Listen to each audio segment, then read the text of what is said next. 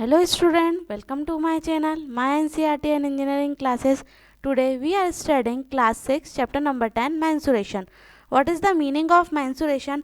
Mensuration मतलब geometry में कुछ भी चीज़ को मेज़र करना like area, volume, parameter, that is known as mensuration. In this chapter we have learned or studied the following topics: parameter of rectangle, area of rectangle, parameter of square, area of square, parameter of equilateral triangle. All of you know what is triangle.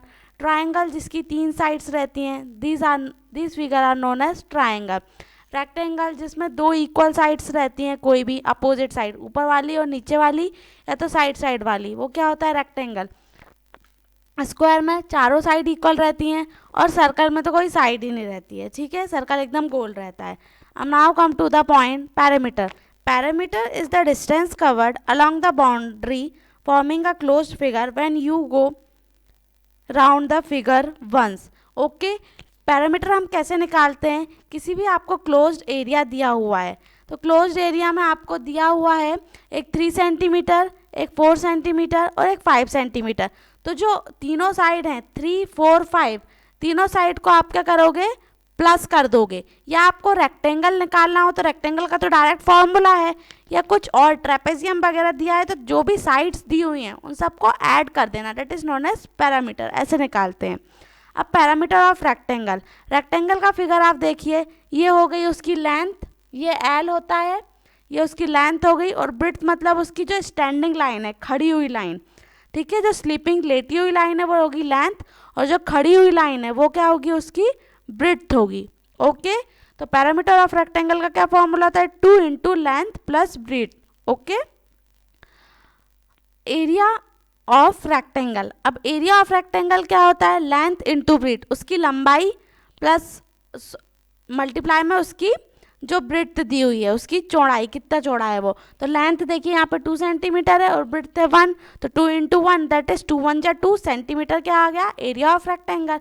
Now come to the square. Square के case में हम क्या देखते हैं? चारों side उसकी equal रहती हैं, तो पैरामीटर क्या होगा वहाँ पे? 4 इंटू साइड. अब साइड यहाँ पे दी हुई है 4 सेंटीमीटर, चारों साइड इक्वल दी है, मतलब 4 सेंटीमीटर 4 सेंटीमीटर 4 सेंटीमीटर 4 सेंटीमीटर, चारों तरफ कितना होगा? 4 सेंटीमीटर. अब उसका पैरामीटर कैसे निकालते हैं?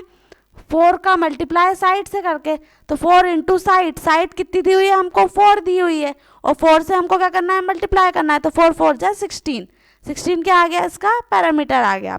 Area of square. Side into side. Side कितनी दी हुई है?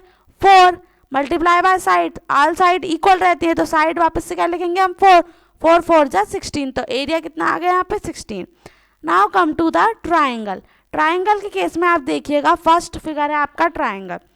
Parameter of equilateral triangle. What do you mean by equilateral triangle?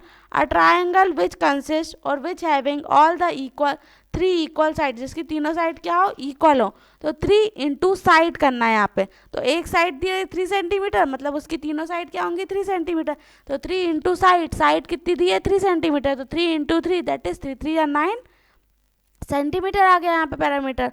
Okay student, now your introduction part is completed. If you have any query and doubt, please write down in comment box. Thank you.